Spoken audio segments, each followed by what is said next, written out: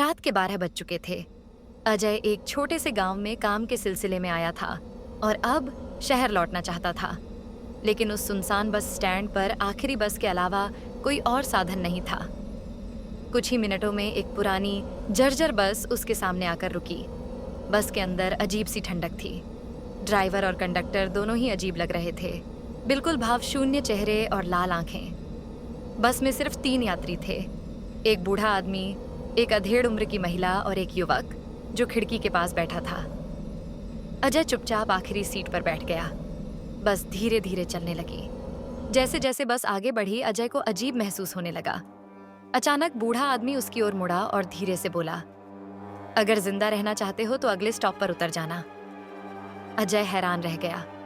उससे पहले कि वह कुछ पूछता, बूढ़ा आदमी फिर से सामने देखने लगा। अब बस का माहौल और भी डरावना लग रहा था।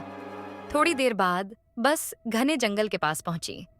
अजय ने देखा कि बस की खिड़कियों से बाहर कोई दृश्य नहीं दिख रहा था, सिर्फ गहरा अंधकार। अचानक युवक की गर्दन धीरे धीरे मुड़ने लगी, लेकिन उसका शरीर स्थिर था।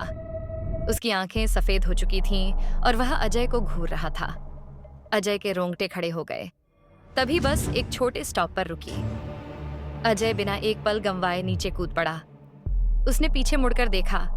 बस में बैठे लोग अब इंसान नहीं, बल्कि कंकालों की तरह दिख रहे थे। उनकी खाली आंखों से अंधेरा झांक रहा था। बस धीरे धीरे आगे बढ़ी और देखते ही देखते घने कोहरे में गायब हो गई, जैसे कभी थी ही नहीं। अजय को बाद में पता चला कि वही आखिरी बस कई साल पहले दुर्घटनाग्रस्त हो गई थी और तब से हर पूर्णिमा की रात वह बस यात्रियों को लेकर चलती है, पर कोई वापस नहीं लौटता।